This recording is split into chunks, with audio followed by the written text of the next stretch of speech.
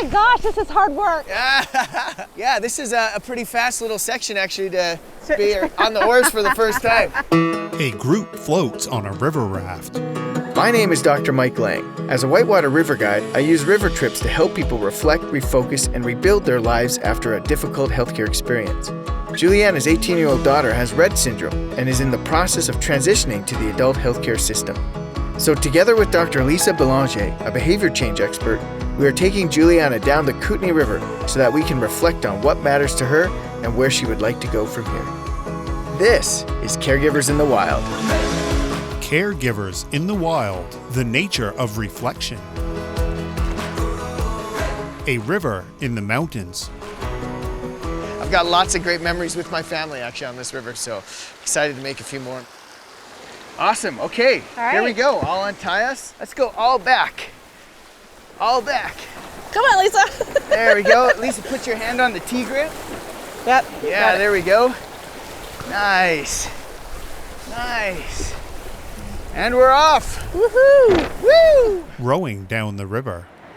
So I have two daughters. My eldest, Riley, has Rhett Syndrome, which is a severe neurological and developmental disorder. It's a combination of having some autism characteristics, Parkinson's, epilepsy, and cerebral palsy kind of combined. She's nonverbal, can no longer walk, has had scoliosis surgery, has seizures. There could be days, weeks where she will sleep no more than an hour or two a night. Wow.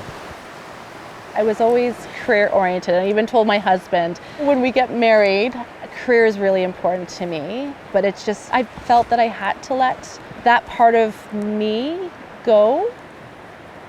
So this is your journal. Oh, thank you. And we're going to be doing quiet times every morning, and we'll have different things to think about for the next 3 days as we head down the water together.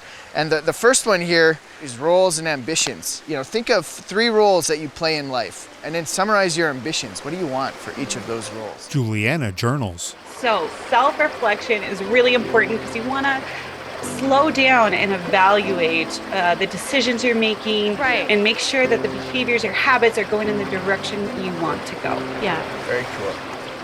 I think for me, a parent, a wife, a daughter, a sister, I struggle with trying to create an identity, and what does that look like outside of my family, and what's that healthy balance that keeps everything going, but it allows me to feel individually fulfilled. Yeah. Most of my life is, sort of planned out, but out here, you don't know what's going to happen. It's an adventure, and so it's good for me to be reminded of that. So I'm glad that you're a go with the flow type of person. Absolutely. On the river anyway. On the river, yes. Yeah. The sun shines on the river and boat. All right, you guys ready? Here we go. The boat launches. What do you think about this wave? It looks pretty big. Let's give it a go. Just do it? Yep. All right. Water splashes Juliana and Lisa. Oh, that'll wake you up. That'll wake you up in the morning. A waterfall. This is beautiful. Yeah. Wow. It's really cool. That's amazing. There's 3 different reasons why the waves occur. Yes. Do you remember? Constriction, Yeah. rocks on the bottom, and water movement, right? You can have family, you can have a career, you can have friends, but you can't necessarily have it all at once. Look. Well, because it's a bigger day on the river and we don't have time for a quiet time on shore, I thought we could do it on the boat. Okay. And it's related to roles and ambitions, but it's called a life mission statement. Even in the way that organizations use them, it's about clearly defining where you'd like to go, Yeah. and allows you to make decisions that lead you in that direction along the way. So instead of getting distracted by what might be pulling at your attention, you can be really clear on the path you'd like to take. Exactly, yeah. This is hard because everything else has to work around her Right. Yeah. in order for me to sleep at night. Yeah, that's true.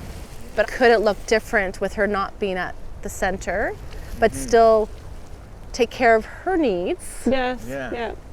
in a way that she feels supported? Of course. Yeah. And so I'm going to say a really dramatic statement, but I do want you to think about it. Okay. Your mission can't be somebody else. You can't exist for somebody else. Right. And that's what's so hard about this. Yes. And that's what I'm trying to push you on. Yeah. Is that can be a massive element, but is there Absolutely. something else? And for right now, it could be something smaller. Yeah. Setting up a tent. Awesome. Well, I got to say, I've loved this trip partly because of the whitewater, but mainly because of the great conversations like this that we've had every day on the boat. A campfire burns. Juliana sits riverside with the journal.